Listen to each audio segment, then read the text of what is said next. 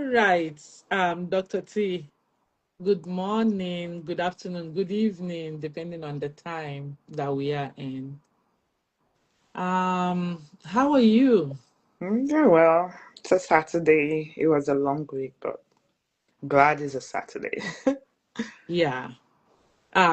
Yeah, same thing here. I'm glad it's a Saturday, but sometimes I feel like Saturday is like one of those weekdays as well. Because we plan to rest, but we also pack But it with so like many now you things. have my Saturday morning, so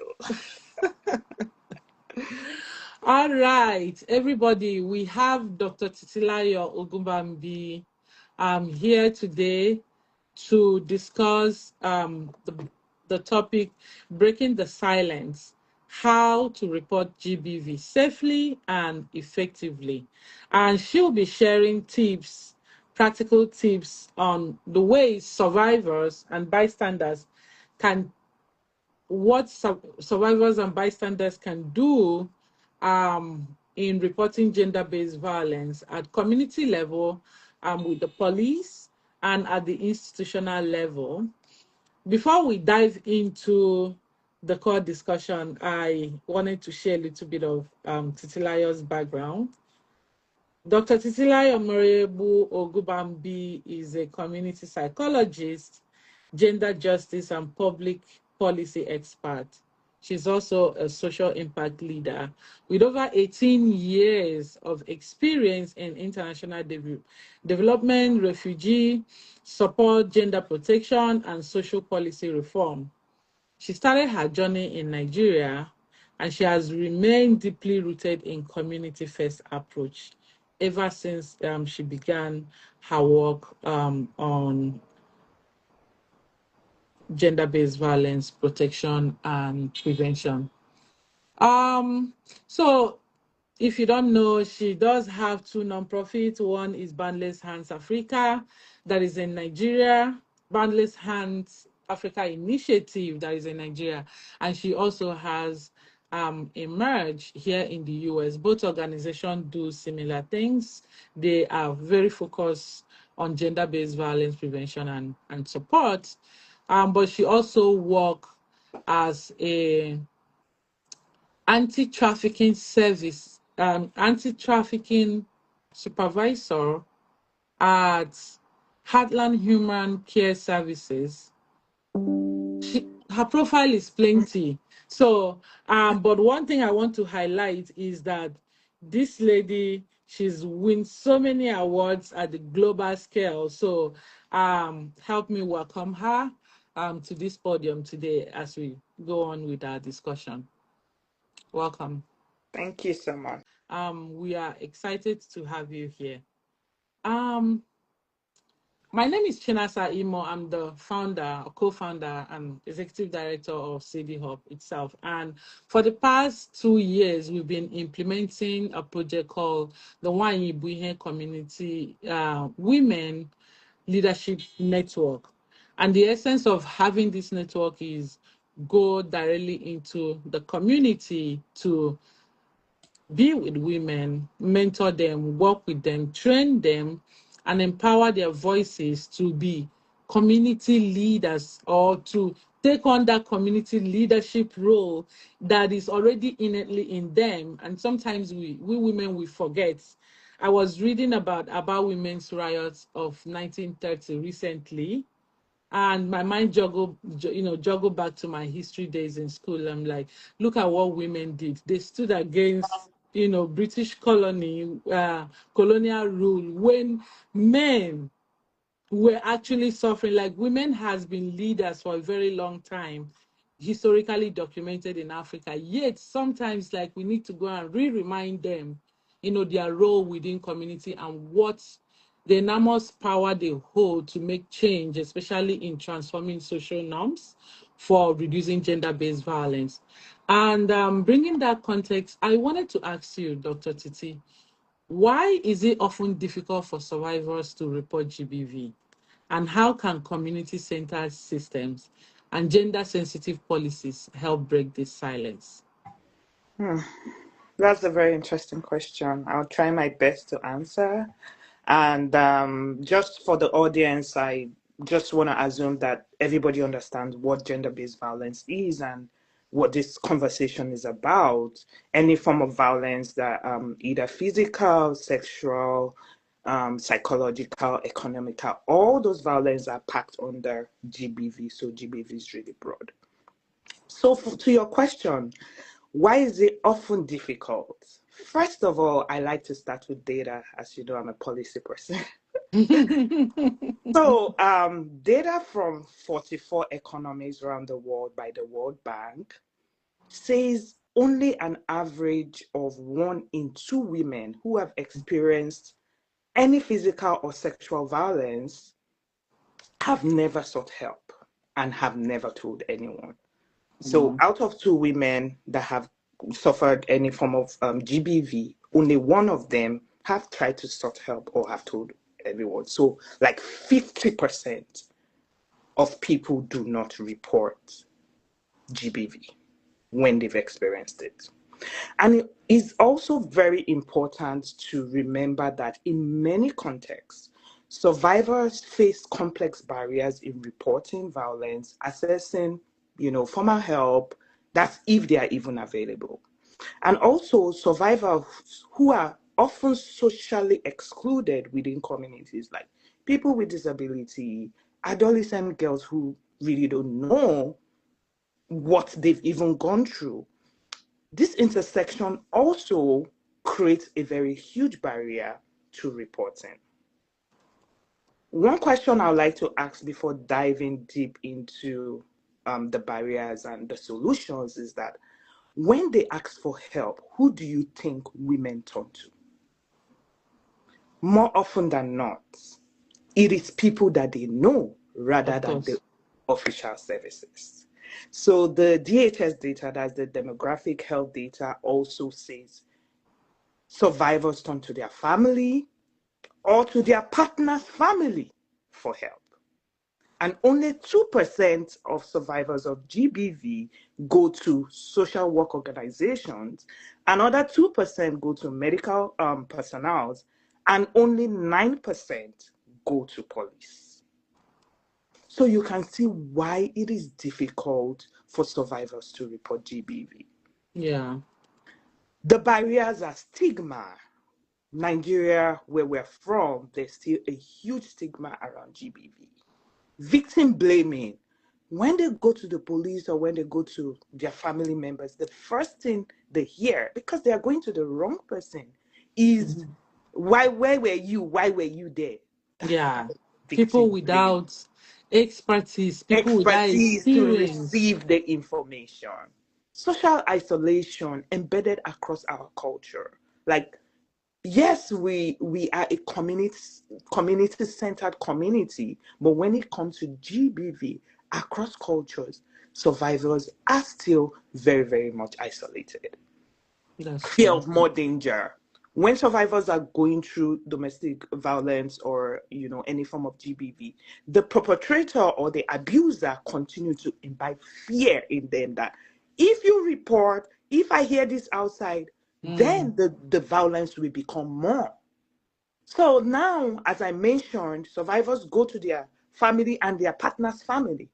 And obviously, when they go to their partner's family, the first thing the partner family will say, I will talk to your husband, right? Yeah, And when exactly. they talk to the husband, then the husband comes and provide more violence because he has already threatened you, do not report, and then you went to his family member to report and they come back with more violence. So that danger and that fear is one of the barriers that survivors face. Economic dependence. Of course, we know the percentage of women that are economically dependent on their, partner. And when they think of how survival will be, how would they take of the care of their children and all that, it makes them remain silent and remain in that position that they are. So looking at it, what are the community-centered solutions for gender-sensitive policy to help break this silence? That's what we're talking about today. Yeah. We need to first create safe community reporting structures. I know that this is, let me say, it might sound hard, but it's something very easy, just like what you and your organization are doing already. So imagine if every community in Nigeria has that safe community reporting structure, such as training local women, local Mm-hmm. CSO, to Mm-hmm. have survivor-centered increased accessibility. That Mm-hmm. people know that, oh, I don't have to travel to the next village to the police station, or, call a hotline that maybe will not respond. If they know that, oh, I can move 3 blocks away from me and meet this woman, and she's trained. First of all, trauma responsive accessibility to speak to you in an informed way, Yeah. then people will get comfortable in talking about gender-based violence and the issues. Then another very important thing is gender-sensitive community laws awareness and campaign. The only way we can shift cultural norms is that community laws, the good thing about bylaws is that it doesn't have to go to the Senate.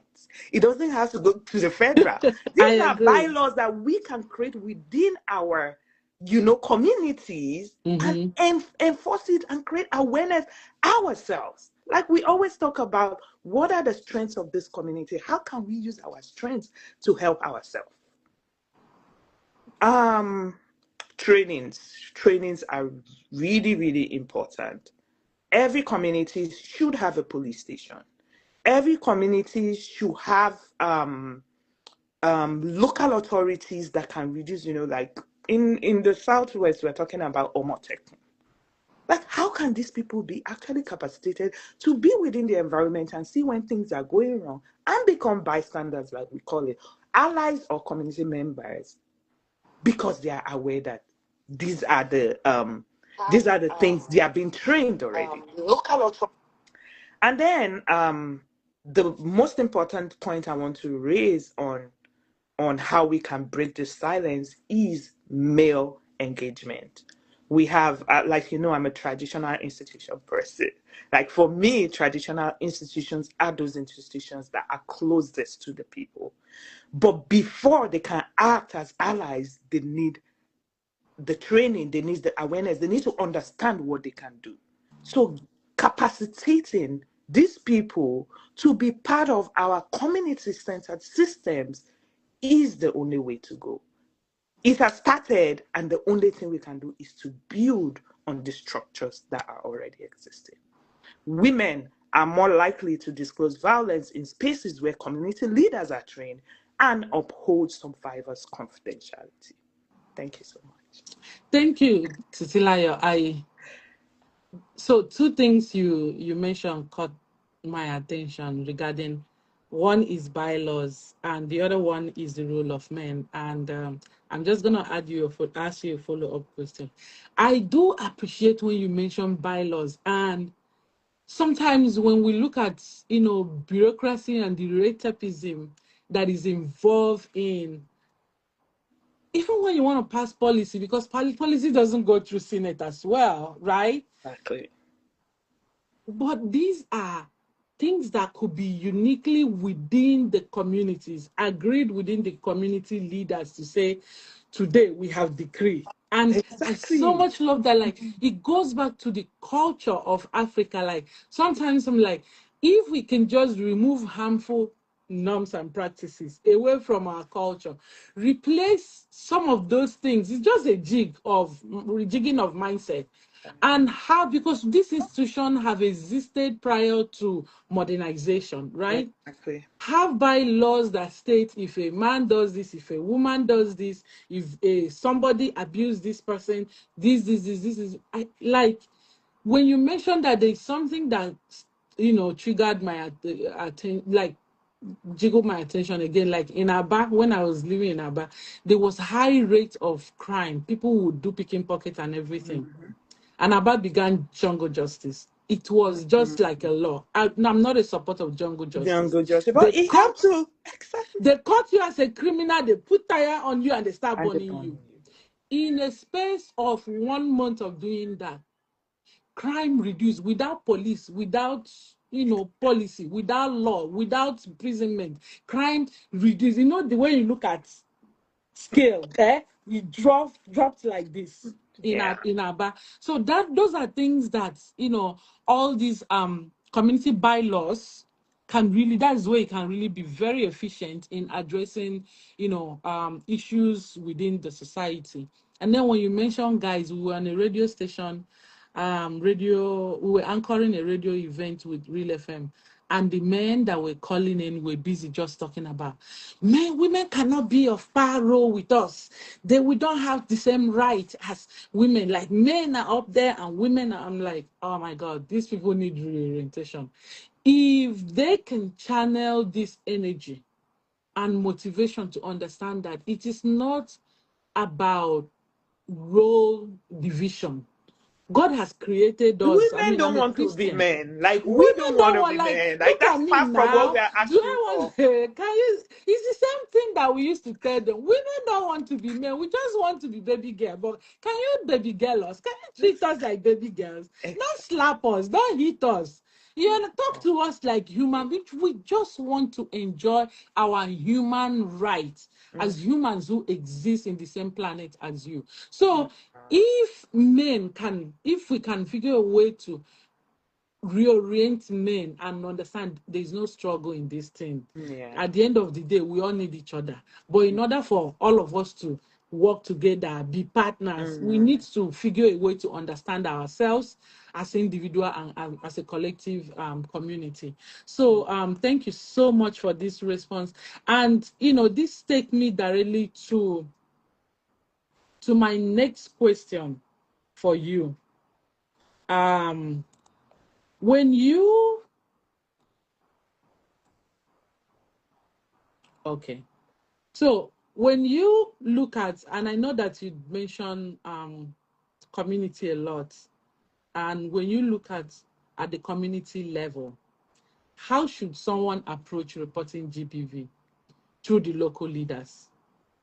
We've talked about the bylaws, but also there are CSOs who work at that community level, like CBOs who work there. There are religious leaders, and all of these people are all stakeholders, they are all gatekeepers, and they are all influencers within community. How should that community-led or community-centered system support the reportage of gender-based violence when they occur, and how can we also use that to, bring people affected by GBV to safety?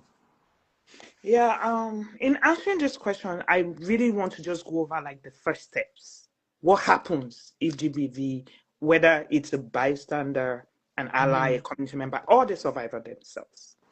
The first things first we say at the background is for you to report is good for you to gather evidence. So I'm just talking to survivors out there or anybody that is going through any form of abuse, whatever evidence you have that this has happened, please keep it.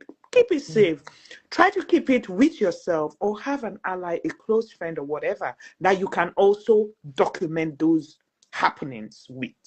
But we're not even saying you should stay until you have evidence, and but we are just saying if that's the situation, please just have them safe. First step is depends on the level of abuse. If you are still in a right frame of mind, the first step is supposed to be calling a hotline or calling police or calling 911. But we know our environment or our community. If those options are not available, then please march to the police station. Why that is important is that every police station is supposed to have a gender desk office. That's And when true. you go to the police station, the first thing you're asking for is that you need a gender desk officer to speak to. Guess why? Because the gender desk officers are trained and have the capacity and all that to attend to survivors. That is the first step. In case you are not in the right frame of mind and all that, depends on the level of infliction of your physical well-being or whatever. Another thing you need is to get to the hospital. Hospital. The hospital, because the doctor needs to also write a report of the condition that you have been. In case of rape cases, they'll do an examination to confirm that rape has actually happened. So you having both the police report and the doctor's report is your gateway to persecuting your perpetrator. Mm-hmm. Then when we talk about policies, we have the Nigerian Sexual Offense Referral Pathway, which ensures that survivors are not forced into mediation, like mediation or reconciliation. And that's where that gender desk officer comes, because they are using that sexual offenses referral pathways. And then we have the VAMP Act. The VAMP Act have been what do they call it, have been domesticated in most of the states right now. And that is a guiding framework that even the local community organization are supposed to tie whatever framework into the VAMP Act, because that is what protects survivors. Mm-hmm. So at the community level, CSO level, we're making sure that line by line, the VAMP Act anyway. And then we have all those other phone calls that you can make to say so. And also the National Human Rights Commission have offices in every state, and they have hotlines. So hopefully these things are working. That is your first point of contact. Yes. And then another way that we're thinking about community-led systems is survivors reporting through traditional leaders, religious head, women groups, and all that. But before they can be the community-led system, they need to be capacitated. That's what I'm talking about.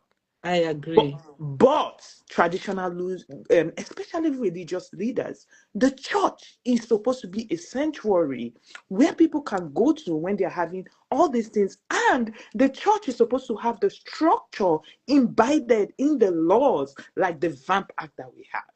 So imagine if a church also have a group of women that they've trained to be, instead of having the counseling or all that, let them also have a section where the women are trained, they know what to do, they know how to make sure they facilitate police report, they make sure how evidence is being kept, and making sure the survivor has a lawyer attached to whatever case they have.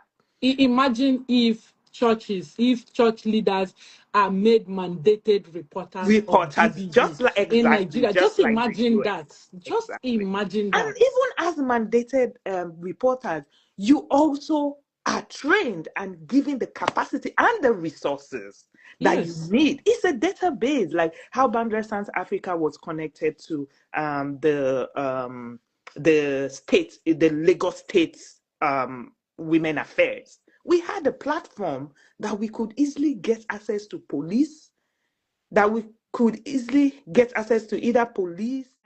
I think we're talking about community pathways, right? Yes. So another thing I also want to emphasize is, for example, now the Nwanyibuihe Project is training women leaders and gatekeepers to document and mediate and escalate GBV cases safely.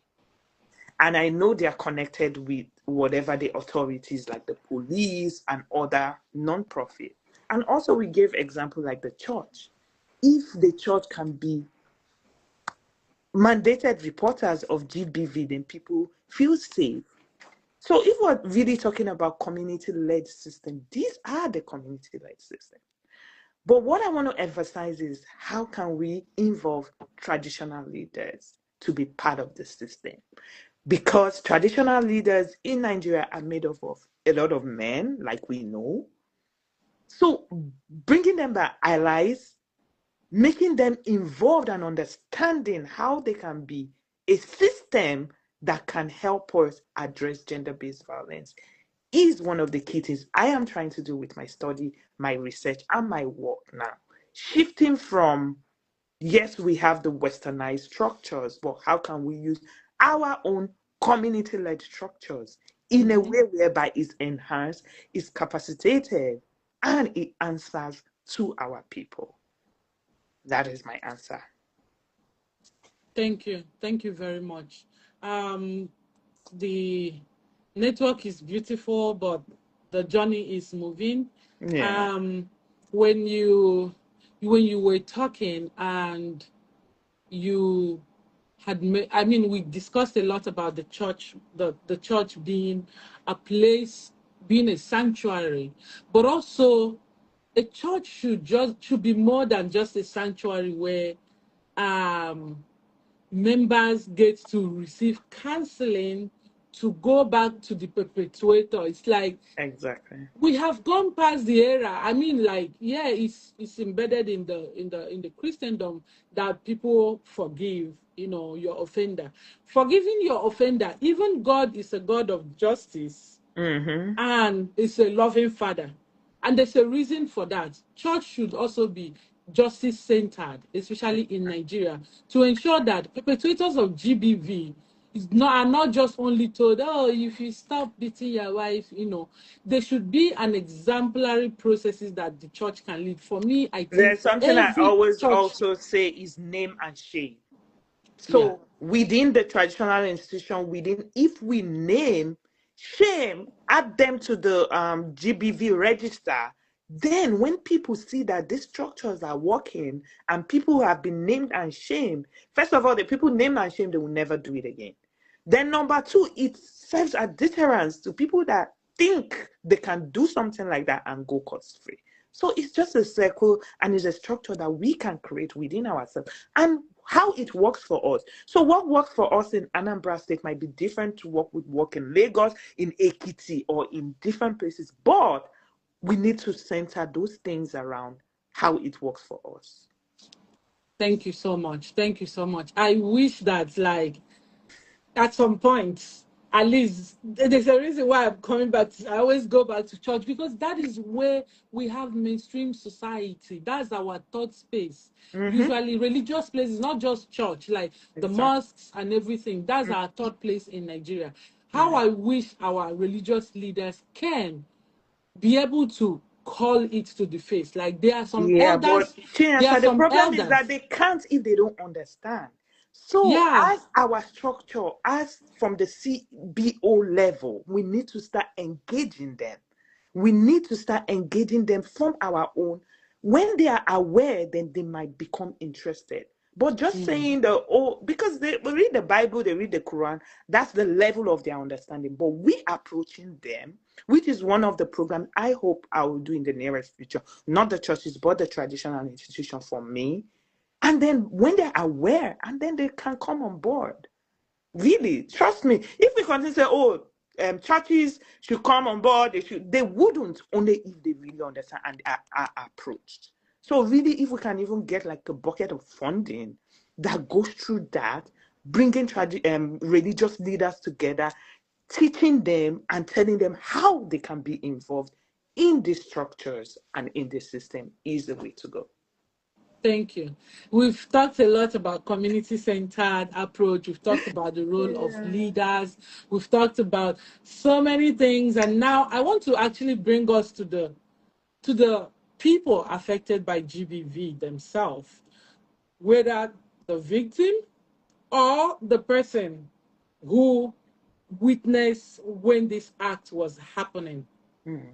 We call them bystanders. Some people call them well, Allies or allies. Some people call them witness. So whatever that name is, what do you think is the first step that they should do when deciding to report gender-based violence?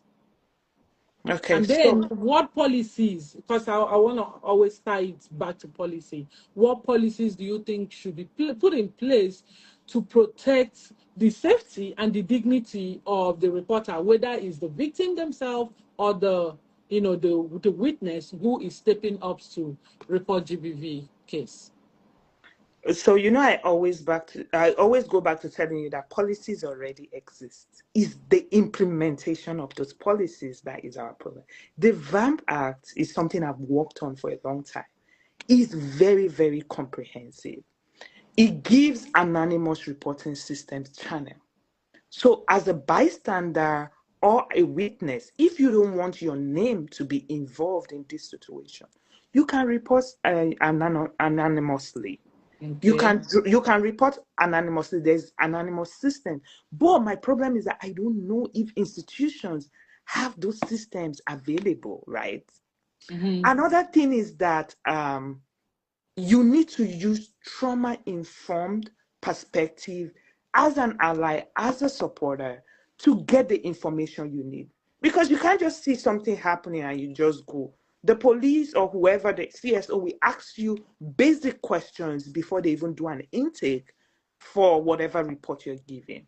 So as an ally, the first things first, if you can, like if the situation is not so dangerous, the first thing is to be a trauma-informed listener, not saying, oh, what happened? Or just start with, how do you feel? Yeah. Those kind of conversation will help you to get more information, number one, and make the survivor more comfortable with opening up to you. And also, if you are going to be an ally and a bystander, the first thing is also to understand what are the requirements, like I said, clear channel of reporting that we mentioned at the beginning of this conversation. So for you to step in as an ally, you cannot step in without resources and knowledge. That's true. So community members also need to be aware that, oh, if reporting happens, like I said, the first thing is to take this person to the hospital if the situation is bad. The second thing is to get a police report. So as a bystander or an ally, you can also report, but in the judicial system, the survivor themselves have to give a report. But your own report is also considered. And that will make the police get more involved that, oh, this person reported. And then the police also have anonymous way of accepting reports too. So if you don't want them to know you are the person, like I have gotten situations whereby a family member, like the wife of the husband, and the husband was the molester. She wanted to report, obviously, but she didn't want her brother to know that she was the one reporting him. Yes, because she was scared for the life of the wife. And then she went to report anonymously. And the CSO got involved in the situation, and they knew how to get the survivor herself to do the reporting.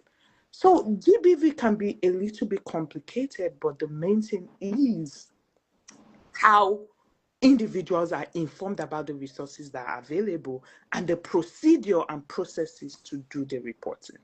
So that's where the organizations come in, like Nwanyibuihe organization, telling people within the community that, oh, this is it, but this is the process. If you see this happening, the first thing is to get the person to the hospital. The second thing is you can report anonymously. In institutions, there are whistleblower protection. So if you, especially tying it to the VAMP Act, like I said, there's whistleblower protection. If you report as a whistleblower, then when the judiciary or the case is happening, you're not going to be part of it because you reported as a whistleblower. But if you report as somebody that is an eyewitness, then you can be called to be an eyewitness when the judicial process is going on. So those are the kind of, dynamics that happens in Dr. Titi, gender-based violence. you have spoken high level. I just want to bring this question back to this age of technology that we are now, because there's a whole lot of things that I've seen in technology that marvels me. Yeah. You would be witnessing, there is that, we say capture evidence. Most people, you're witnessing an abuse happening, whether abuse of a child, because when we talk GBV, people think it's just when and it's also men too, like people think it's just when it's sexual violence or rape. Gender-based violence is whether a man or a woman is using their position to violate the rights or the bodily image of another gender. That's why it's called gender, and it's not male violence against women or women violence. It's called gender-based violence. And whatever sometimes gender this thing could be a male gender violating a young child, a young girl, I mean to say, like an adolescent, in a way that is gendered and not like, child abuse. So those are like the same. But like going back to the use of technology and social media, I have seen so many things, especially in Nigeria. It's like this social media and content creation thing with bystander role. People will just see abuse happening, and the next thing they put on their technophone and start videoing. Yes, it's okay to document evidence, at least to But show. are they even But documenting it for the authority, for or the are they documenting it for exactly, that themselves? is That's my what we'll ask. question. Like, are you documenting this thing for the purpose of providing supporting evidence to the person being affected by this thing, or are you documenting it to create content for yourself, post on social media and make it known? Like, so that is where I'm coming, because sometimes when we talk about the important role of bystanders and witness and allies, we need to also be able to punch a finger, or at least punch something that is bad in the society that people abuse in the name of helping. So Mm. would you talk a little bit about that? Oh, yes. So, one of the things that GBV process, procedure, and also policies frown against that are really, really documented right now is using people's content without consent. Like, we are here in the US, we know what consent is. So right now, Nigeria even takes video as part of evidence. Here in the US, there are some videos that are not going to be allowed as part of evidence, whether you're a bystander, you are an ally, or you are even the survivors themselves. There's something called eavesdropping. If it's an eavesdropping, like, you need the consent of whoever is involved in that situation to be able to video the person. So if our laws are implemented and are taken serious, then people are not supposed to, like, I've seen situations whereby girls are being beaten or fought in the marketplace or on the road, and people are videoing it. First of all, you're supposed to get into trouble having that video on your phone because you don't have the consent of the person involved in that situation. And That's like I true. said, as an ally, trauma informed means you need to even ask, can I? But you know, there are Mm-hmm. some situations that it doesn't provide for you to ask. But we need to sensitize our environment that, first of all, consent is very key. If the police pulls you and sees somebody's video on your phone that the person did not give you consent to record, all this sex tape up and down, that the person did not give you consent to report, is a law that you are breaking. If people are aware that you need consent to record whatever is happening, then if you're posing as an ally, you also still need the consent of the person involved. So that's That's where true. we should start with our awareness. Consent is the key. And then it depends on what level of consent you get, that whatever evidence you have, and then posting it on social media. I think we should even first start by arresting people, posting people's personal life, personal identity without their consent. That is a no-no in gender-based violence. I agree. And And in then we fact, just need to generally, continue creating that awareness. generally, I know that regulating social media is can go to the extreme, but there's a level where I support, government's ability to Oh, regulate yeah. what, because like the craze around just everything, put it on social media, And then, AI is even making it worse because people can take your face from whatever and put it, and it's not even you. Or so, yes, social media thing, Thank AI you. stuff is a whole different topic on its own. And I Thank don't you think, very much. but yes, I'm Yeah. just creating the awareness for consent. Whether you're an ally, you are the survivor yourself, and all that, the consent to be able to get people's personal life on an electronic media or whatever is a no-no for everyone. Thank you And so much, also Dr. our T. allies and our bystanders should know that before you can record, you need the consent of the person involved in that situation. Thank you. You've been mentioning a lot about police, a whole lot about police. Okay, so to our audience, if you have a question, I know Jacob Bokoro, 26, you have a question. I will invite you in and you can ask the question by yourself. But let's finish this last one and then I would invite you into the live and you can ask your question. But if you don't feel comfortable, you can drop it in the chat and Dr. Titi will address. Otherwise, I would invite you into the live for you to ask your question. So, Dr. Titi, we've been talking a lot about the police. It's Mm-hmm. like the police is the center of everything, whether you go to the hospital, you go to, your family, you go to your community leader, you go to your church, whoever the person affected by GBV goes to. It seems like police is at the center of it all. Mm-hmm. And I want to Yeah. ask two things. One is that the president, I know police reform has been, progressive, at least within the last 5 years, Mm. especially with regards to, like, I doff my cap and my hat, whatever it's Mm-hmm. called, for police and the gender-based gender unit of the police, Yeah, for those Nigerian of us that police. interact with them, we For know where we are coming from like from 10 years ago and ago where up we are until now. now. But I mean, there's a lot that still needs to be done. Mm-hmm. But Mm-hmm. at least within the last 5 years, I doff my cap for the Nigerian police.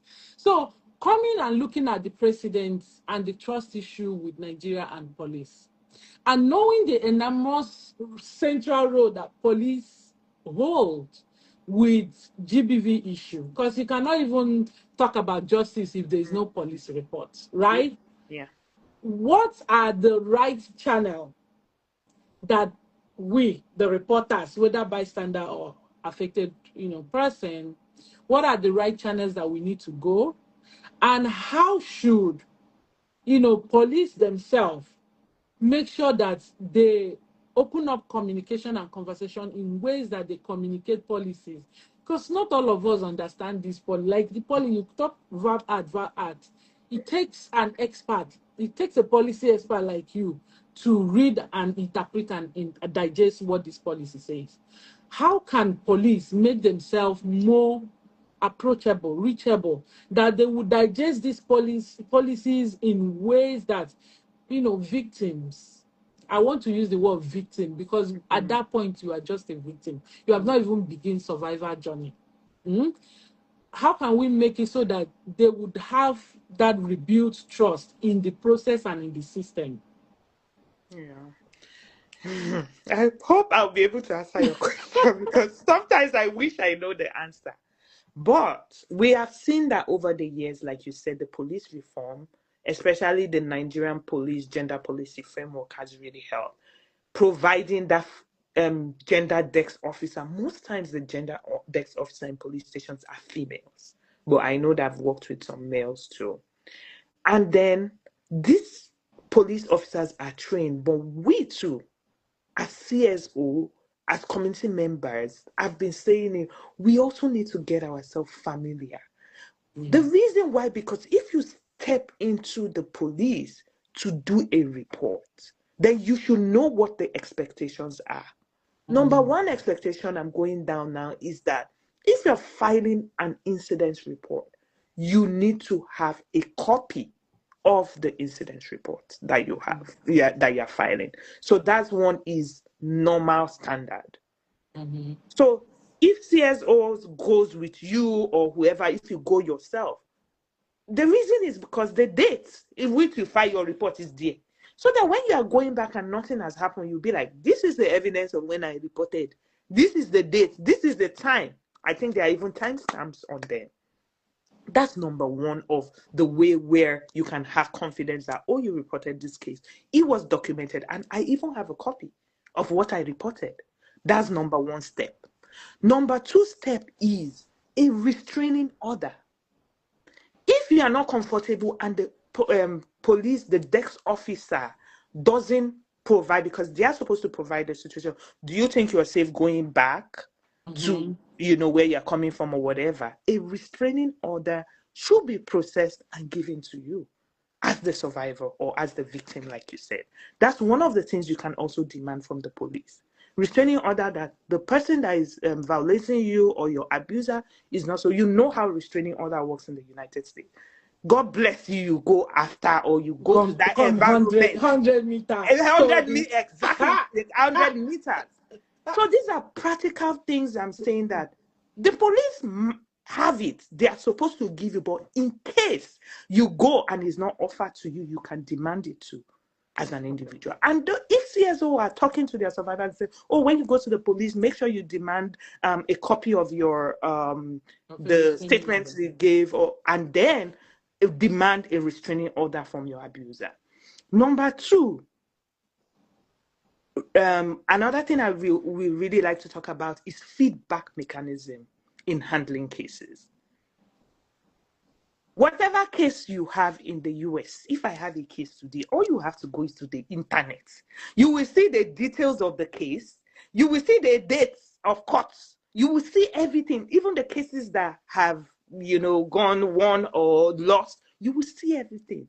So one thing I also like us as Nigeria or as the police is to move to where that's the only way people will have trust in you. That I reported this case. I have the evidence I reported this case. Then I can go online and look at where my case is, where my next case. So as an ally or as a bystander, you don't even have to be hunting your survivor and say, oh, when is the next case? Oh, when are we? You go online and you see all those things. So technology is good if we can use it for what it's meant to. So those are the few steps I think can build, trust with the police system in Nigeria. If people can, first of all, access the resources that they need and they can evidently see, even if they are not seeing it on the internet, they should be able to go to whatever police station they are working with and demand, where is my case? What is the next steps and all that. Thank you very much. And I see that Jacob Okoro had that similar question. So I guess this person decided to put out the question and say, sometimes survivors lose trust after reporting once and nothing happened. How can the system rebuild that trust? I think, Dr. Titi, you've dwelled so much on this trust thing with police. With regards to policies and systems and having a systematized process of feedback and just checking. We write JAMB and we just carry our JAMB number and we go to where our report is there. Very simple. As we come to report to your station, dear police people, these days now, to softwares that do these things they are just now plugins. Minimal, They are plugins now. Maybe I'm another thing again. I think it's a big budget. Yeah, there are plugins now for feedback. Just the case that you used to establish the file, upload it and systematize. And offenders too.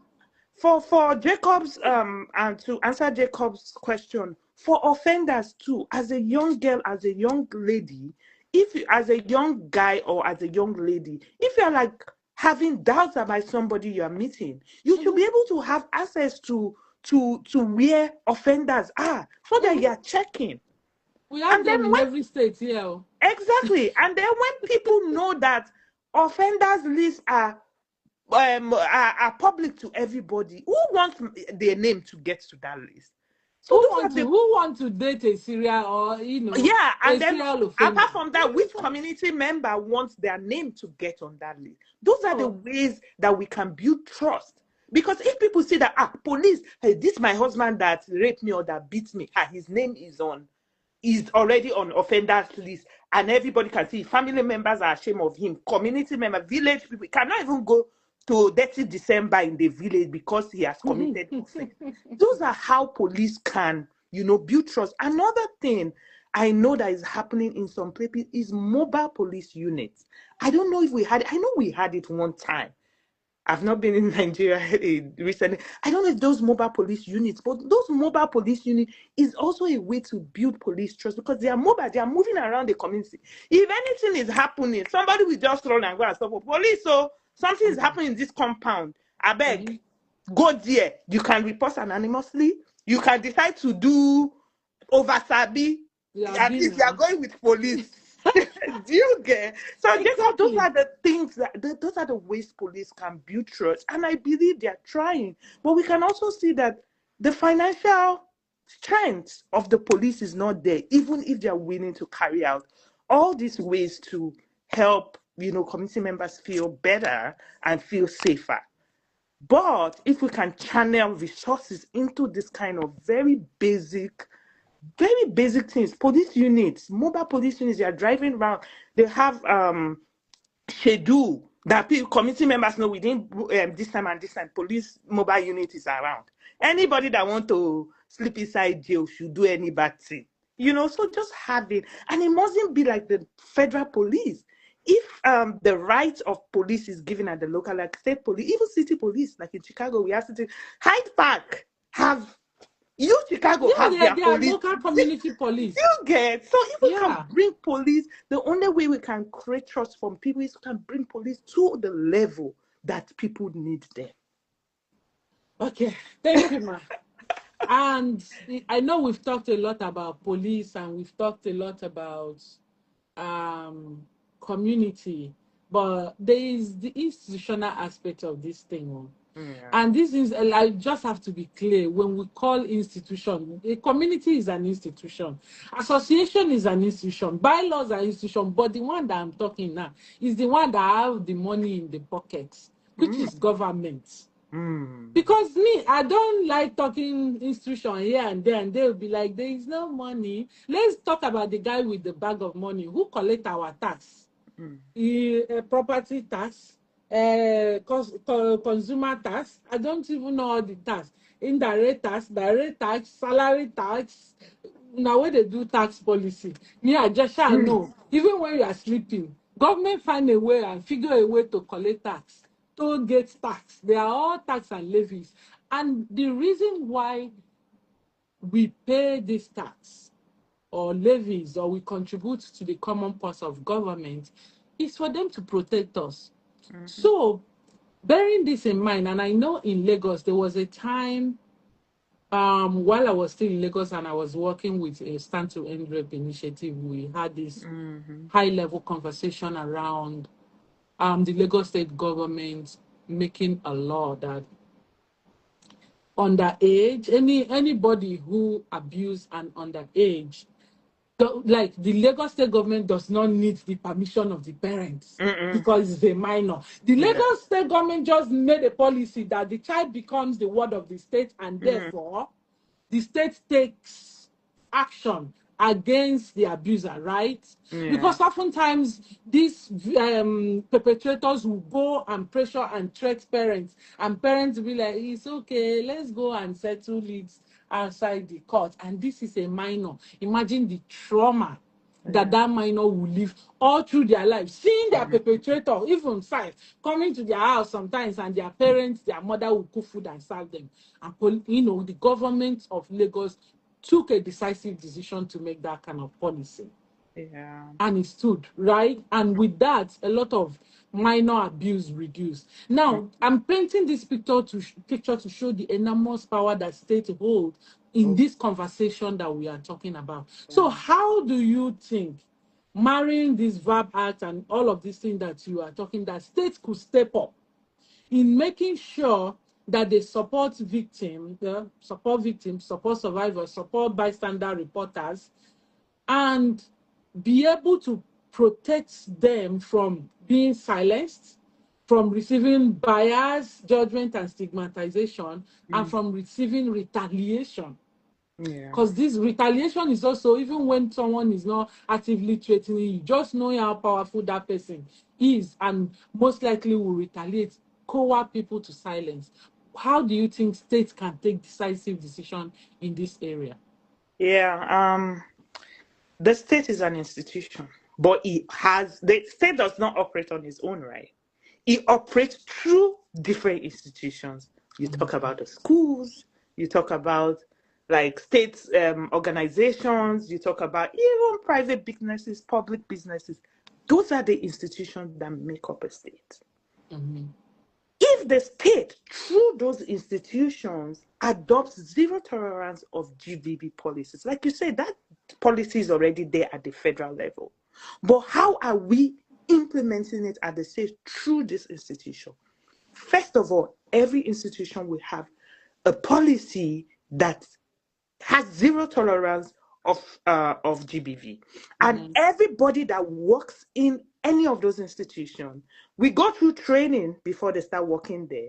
We sign the policy and have very clear punishments attached to it. So, like you gave the example, the government says, oh, we are taking the responsibility and taking that child. The child is a minor, we don't need. If all the institutions within that state abide that same zero tolerance, then we can see how that cascades down, right? Number two, whatever policies that these institutions are having, just like I'll use a school as an example. Every teacher that comes to teach in a school goes through the policy training, signs the documents. So if you sign a document, you know that if this law is being broken, you are punished according to what you signed. And then the people are punished and it's clear. Everybody within that institution knows that this person broke this law and this policy and is serving the punishment for it. If it's a sack that is the punishment, it's clear that everybody is sacked, right? Yeah. If they break the GBV law. Number two, there should be clear internal complaint channels within institutions. How can people report issues of GBV both as openly or anonymously? Every institution, schools should have students be able to report if either a student or a teacher is either abusing or molesting them, either through anonymous complaint or through guidance and counselor. Those days we had guidance and counselors that they could go to talk to, So facilities are done based on, and then there should be regular trainings to reduce underreporting. So if I've worked in an organization for 5 years, I signed this policy when I joined. It should be like maybe every year that the training, a refresher training is done and people are made to sign. So I do that training every quarter that I'm teaching. Exactly. Every quarter I'm teaching, I have to do the gender-based training again, protection training, because I'm in the USA institution. I'm a Title 8 or Title 9 reporter. So I have to go through the training and do certification. I do that too. I'm a mandated reporter. So why can't we have such institutions? That's what we call exactly. So we say yes, the government is an institution, but all the institutions, imagine all the public schools, all the private schools, all the organizations. Like when I worked in Mobile and IHS, we had to do all these things. But how many times did we do it? And then another thing is the sanction mechanism. What are the punishments that have been meted to all this? Whistleblower protection. If people report anonymously, are they protected? Because if another teacher see another teacher, molesting a girl, they want to be protected before they can blow the whistle. What are the disciplinary framework? So yes, at the state government level, they will have all these things and make sure. I told you that our problem is that we don't have the law. Our problem is that implementation, that if every institution under that state have all these things I've mentioned, disciplinary framework, disciplinary action, whistleblower protection, making sure their policies are done yearly, assigned, and making sure that punishments are clear and are visible. How about Chinasa? How many years will it take for that state to become safe from GBV? Then there should be annual audits too. There should be auditors and monitoring and evaluation people to be sent to those institutions to check, are they doing it? Because the institution will tell you, oh, we did the training. Did they do it? So if they are checked and they are sanctioned, Nigerian government is looking for money. Employing me to come and be your auditor. Maybe sanction will raise. And then the punishment for an institution for not doing this is that we tax them money, and then I'm bringing money to you. It's a way to generate, like sanctions are a good, cool way to generate income for and government. Then make sure that organizations are safe. When organizations and institutions are safe, then the community are safe, because all of us within these communities belong to one institution or the other. Exactly. Just like we talked about church. If the church are trained and capacitated and they know, okay, we are mandated reporters, not just about praying for your healing and for your soul to get to heaven. There's also justice to gender issues, right? And schools, teachers know, if I don't do this, there's a penalty for me to pay for violating or for perpetuating, whatever that looks like. If all of this at our micro institutional level, we are all accountable to this towards government, and then government take responsibility for their own action. Because all of these things we are talking, you say, like now you mentioned, hire me. We know you are expertise, but without government detail the budget for you to do the work that they need in order to Exactly. protect the citizens, which is what they constitutionally committed to, protecting the lives and properties of the citizen of a territorial integrity. So these are things like we need to put our money where we put our mouth. I Mouth don't where know our how money this. is. And then, trust me, all these things we are talking about is not expensive. In fact, It's every not so. institution can put this as part of their budget. It's not expensive, oh. Every institution can put audit as part of their budget. Mm-hmm. It's just to get the people that will do it right. Thank you. Thank you. So, as we begin to wind down and wrap up, and to our audience, if you have question, you can just tell me I do have question, and I will bring it into the live for you to ask. We have Dr. TT in the house. Like, she's one expert that's on fire. I don't know about you, but when it comes to gender justice, I know my go-to girl. So if you have a question, better say now, and we'll bring you. Dr. T is here free of charge. All right. So, Dr. T, now we've talked about institution, talked about police, talked about policy.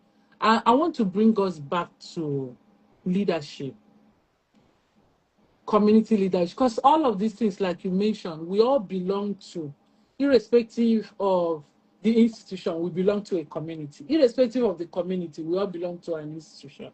Someone that is in Ilesha, right? Ilesha community either goes to a mosque or a church. The same way that a church member of Redeem is a community member of Shangatodo. You know what I mean? Like, they're all interrelated, and all of these things throw back to leadership.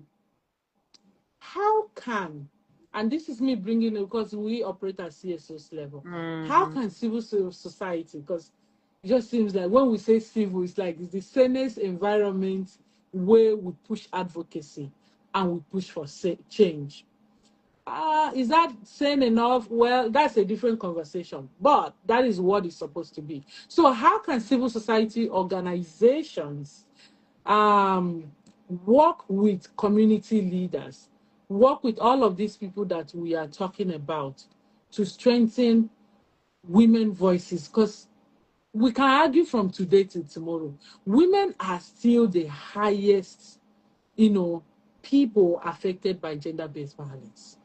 And all of this conversation we're having is that most women still don't know how to advocate for themselves. In fact, women don't know how to advocate for themselves. They can advocate for others.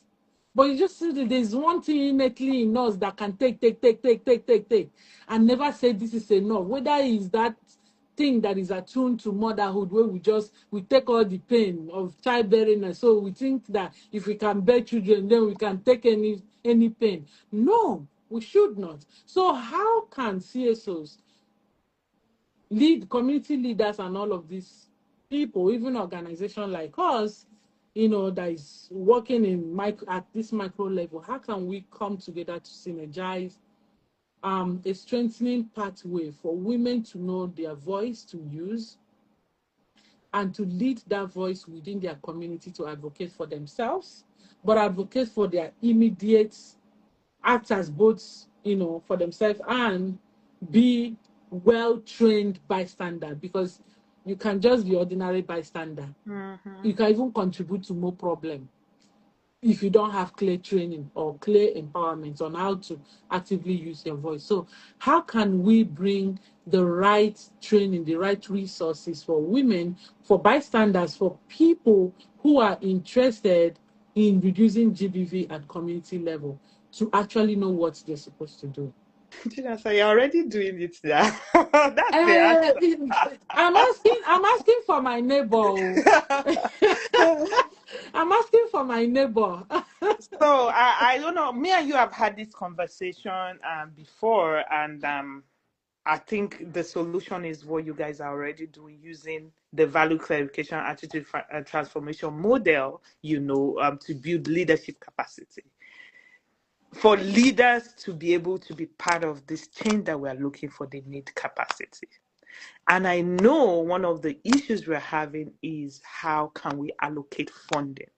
I know CSO within the grassroots communities are ready to help train, to help inform, to help do just, basic community awareness where people are, interested to even hear how to be bystanders or how to get involved. But we first need to find how funding can come to where community-based reporting mechanism and leadership training can come from. So one of the advice I would give is that community organizations should, first of all, if there's no funding, how can they do it in the minimal level? First of all, when I say in the minimal level, communities have different events that they do. In my village in Ondo State, we do Layelu Day, we do Yam Festival and all that. I always like to be practical things that really embraces the culture and the tradition of people. When we're doing all those settings, we can start from there. And when we do awareness creation within, community, within the leaders, within the community and all that, when people or organizations that fund things see this thing, they are interested and want to put more value and more money to it if it's working. Number two, storytelling. How can we share stories within this community that either have started or have not started? The ones that started, you're bringing the story of like your One Birthday community. This is what we did. I think you guys have trained like 500 women, and this is the theory of change, and this is what happened. For communities that have not started, this is the story of our community. We don't even have non-profit or CSO or anybody to come and help us. How can we go about it? That is because I really don't have any money somewhere. If I had, I would tell you where to go get the money, because I know these interventions we're talking about are really financially heavy if we really want to do it in the standard way. But since we don't have the access to finance, we need to start thinking about what is currently available within our community and how can we marry this um this community, awareness, how to get people interested in GBV mechanisms, tools and systems. How can we marry it to our existing structure, our existing events, our existing school programs? And just starting from there, talking about your success stories or the gaps that exist. See what's happening on social media in Nigeria. There are 2 or 3 people that just go to environment, see dilapidated environment, or see people suffering, put it on social media. People are contributing. That's the There's good no part of social media we are talking about. exactly. That's the good The part. one So that helps, the one that helps, and then that's where we can start from. Really, as community members. Yes, you can decide to use social media, or you can decide to use people within your community.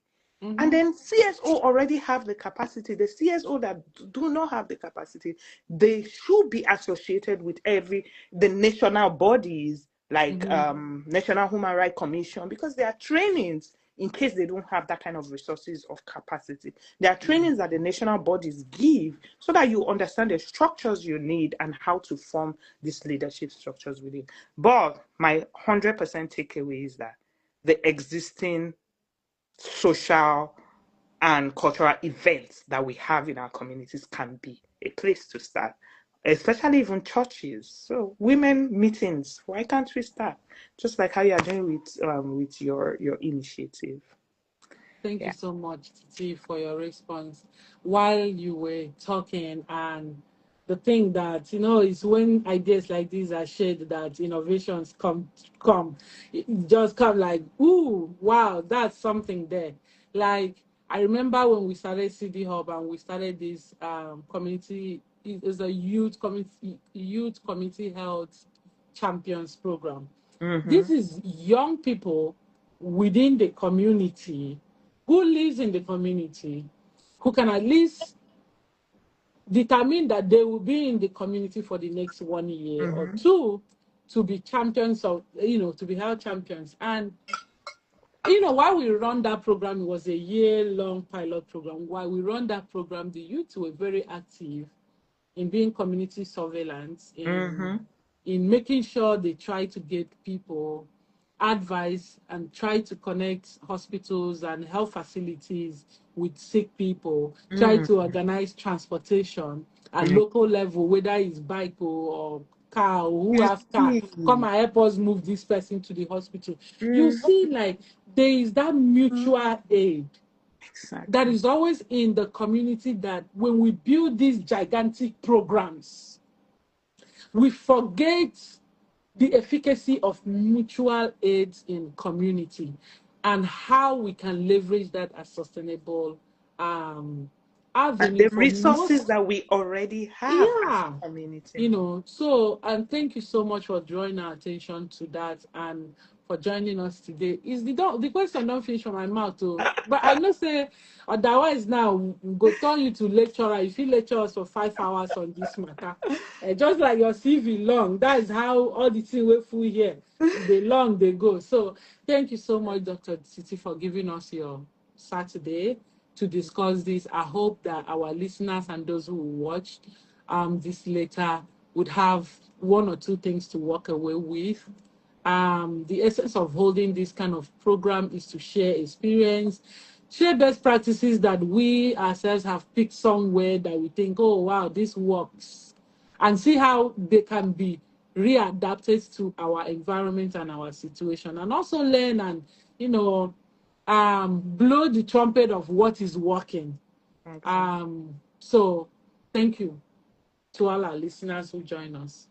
Thank you See you so much next for time. having me. And yeah, keep the questions coming. If it's either on SieDi-Hub's page, you can send it to me or on my page. I'm always willing. Before we log out, I forgot to mention that this program is brought to you by the support of the Nigerian Women Trust Fund, who has funded us for the past 2 years to Mm. lead on this project. So shout out to the Nigerian Women Trust Fund for all the good work you are doing in empowering women leadership and reducing gender-based violence in Nigeria. Thank you.